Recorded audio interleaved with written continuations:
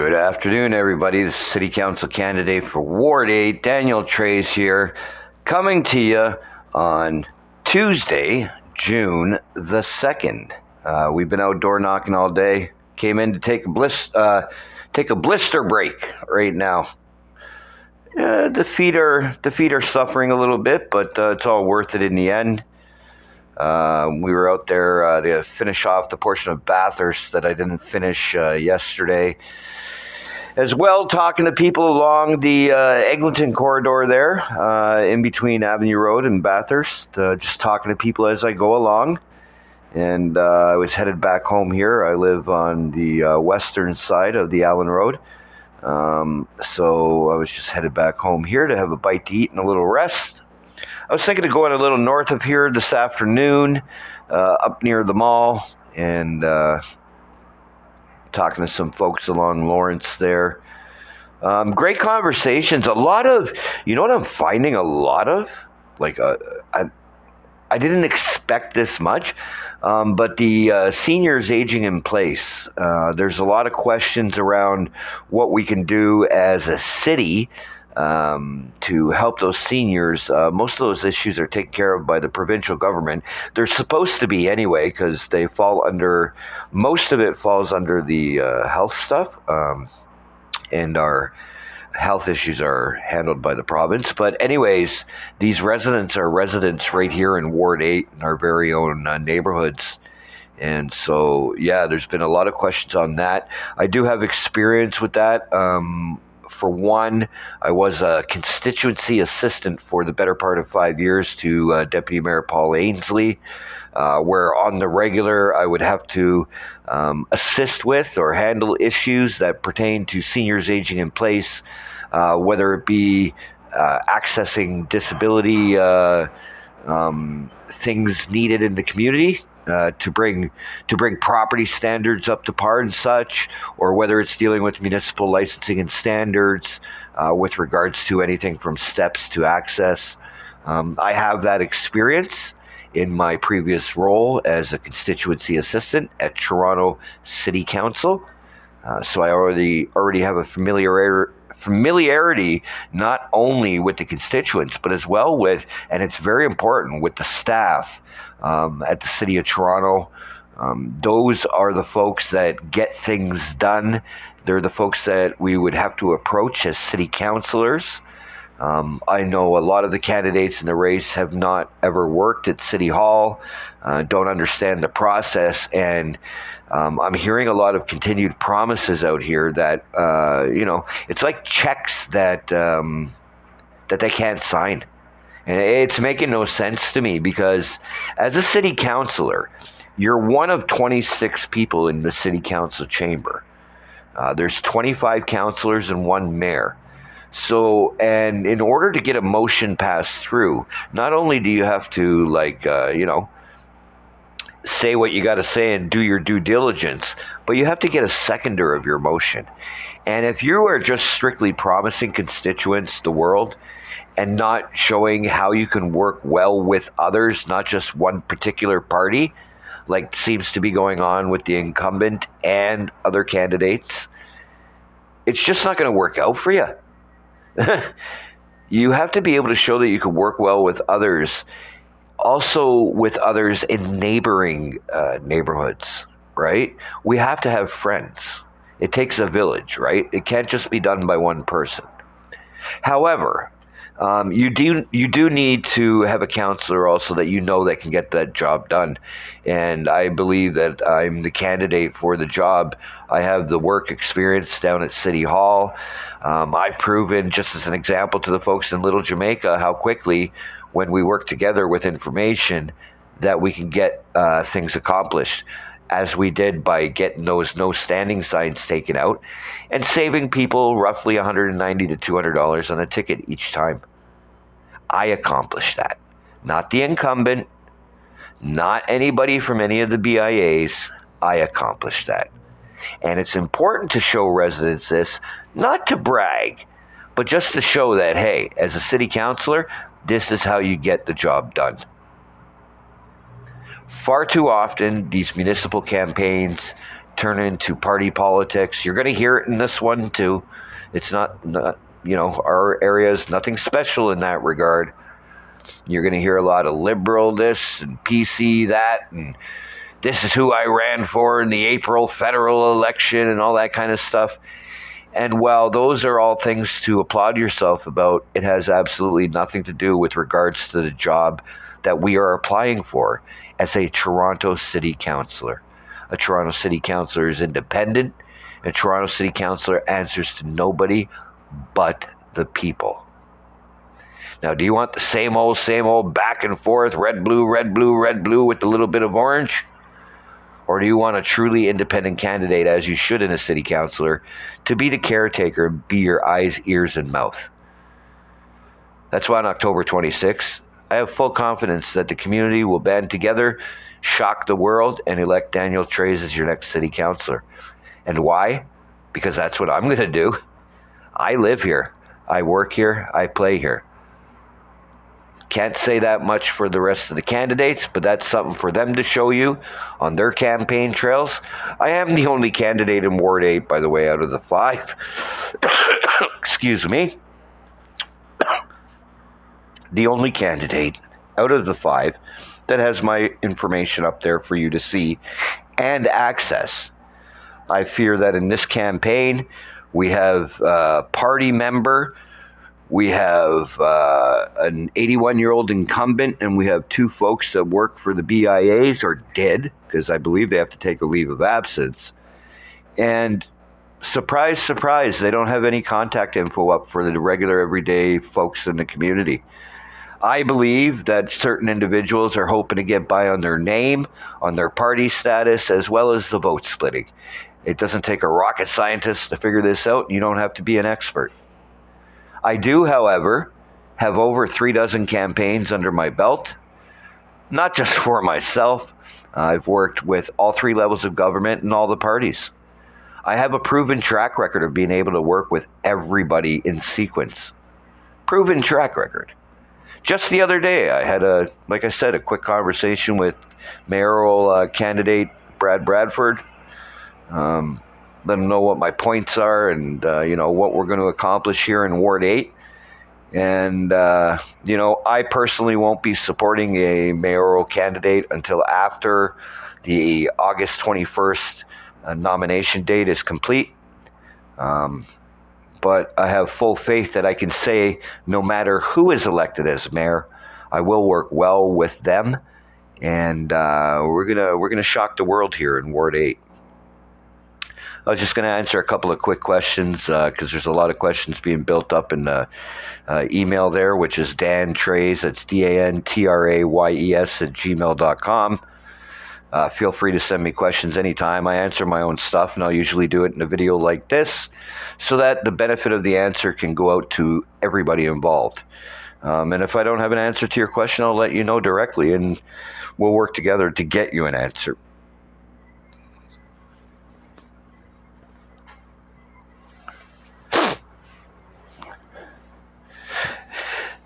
Okay, I've gotten this question a lot. A lot of people have asked me what's up with the sniffling in the videos. You got a little problem there, Dan? I assure you, I do not have a problem with the sniffling. Reason being is I live right on the beginning of the York Beltline. As you guys can see out here as well in my neighborhood, lots of trees, lots of grass and such. I just have really bad allergies to a lot of things. So occasionally you'll see me wearing a mask out in public. If I feel a cough on that day, you know what I mean? Because I don't want to cough in people's faces, right? But I just got really bad allergies. And ironically enough, it's only happened for about the past 5 or 6 years, right? So yeah, that's what that is. I'm not sick. I don't do cocaine. I don't like none of it. You know what I'm saying? So yeah, that's why I sniffle and cough a lot.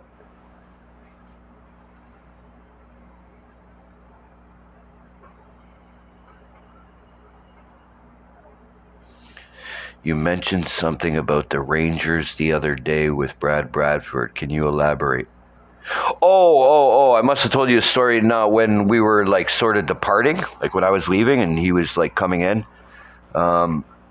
I happen to be wearing a New York Rangers hat, and I guess because both of them are dark blue, so I guess instead of grabbing my Blue Jay hat like I normally would rep Toronto, you know what I'm saying? I don't have a Maple Leaf hat, only a toque, right? But yeah, so if I mentioned the Rangers, it would have been about him saying to me, "Oh well, I like what you have to say and everything." He said, "I just don't like that your choice of hat or whatever." And I was like, "Yeah, I thought it was the Blue Jay one, but I guess I was wrong." So yeah, that was what it was about. Is because I was wearing a New York Rangers hat, and I guess not a Maple Leaf one or whatever. But it was like a funny moment. It wasn't like a bad moment. I don't really know Brad. I've seen him around council. He acknowledged remembering me from when I worked with Deputy Mayor Paul Ainsley on the second floor of City Council, as well as the Scarborough Civic Center. And he acknowledged he remembered me, and you know. But other than that, I haven't really had in-depth conversations with him. It's like I just said a couple of minutes ago.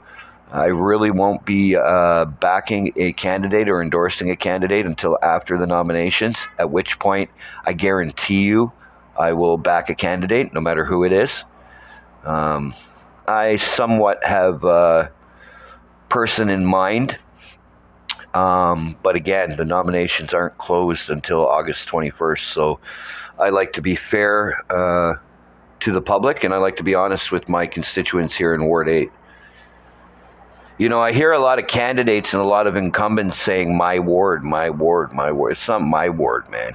It's our ward. I live in the ward, just like everybody else does. You know, I eat in the ward, just like everybody. I go to the doctor in the ward, just like everybody else. So I am as much invested in Ward 8 as, you know, anybody could be in their own campaigns. Again, I have the track record to prove and back up what I'm saying. I have receipts, and people know me. Don't kid yourself. Just because the mainstream media refuses to interview me, which I'm not even going to complain about, I'm just going to let you guys know that the mainstream media have been contacted, and they've had other interviews live, even in the station, not even on the road. And yet they, for whatever reason, they want to ignore my campaign again. So we'll see what happens going down the road. Hopefully that'll change. I know in the last campaign I did, they interviewed me and then didn't even use the interview. And that happened twice. So I'm not going to bother wasting my time complaining and bitching and whining about it. I'm just going to keep doing what I'm doing. I'm only sharing this with you now because a couple of times people have also asked me, like, how come we don't see you publicly? How come we don't see you on the news? And I don't know. You're going to have to write Global or City News or CP24 or whoever else you want. And you're going to have to ask them why they've had certain other first-time candidates on, and they won't have somebody on with a profile of lived and work experience such as myself. It's just crazy to me, but I'll leave that up to them. But thank you for noticing that. And yeah, it does make me want to scream.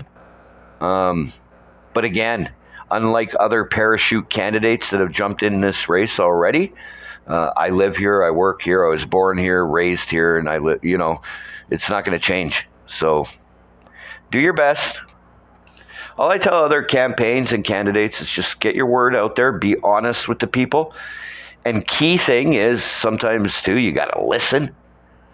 But know what you're talking about when you talk to the constituents. They deserve like 100% of your effort, right? So know what you're talking about. If there's something you don't know about, do your homework on it, like I have had to a couple of times. But for the most part, like I live and breathe this Ward 8. Ward 8, Ward 8, Ward 8. You know what I'm saying?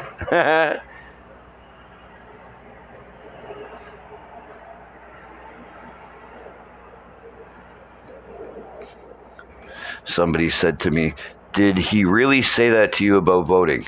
Okay, so what this person is referring to is a comment that another candidate had made to me.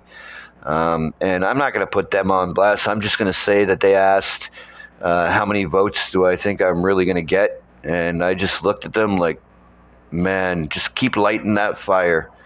Keep lighting that fire, buddy. You're going to see how many votes I'm going to get. Just watch on October 26th.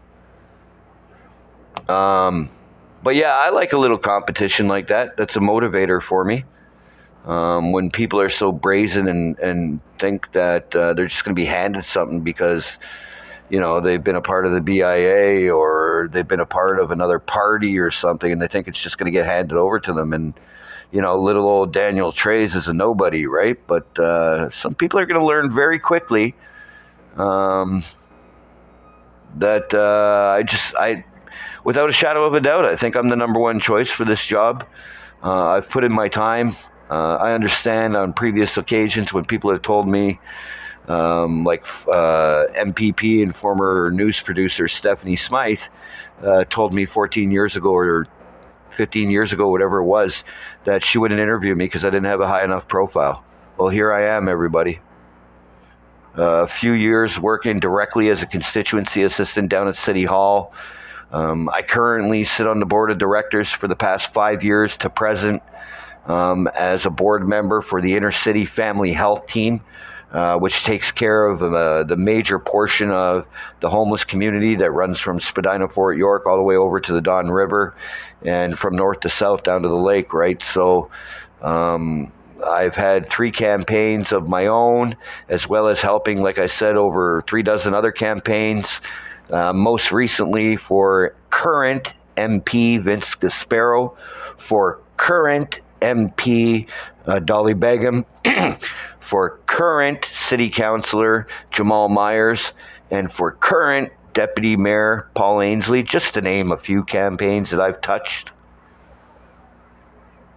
Does my profile have anybody's attention now? On October 26th, I hope I can count on your support, Ward 8. I really want to shock the world, and I want to do it with you. Again, early voting is on October 6th to October 11th. I'll be voting on October 6th. And then, like I said, on October 26th, I hope I can count on all your support.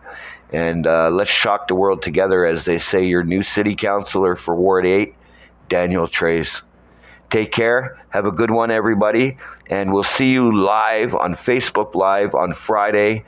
I believe that's June the 5th, and it'll be somewhere around 6 p.m. Eastern Standard Time. Until then, let's shock the world.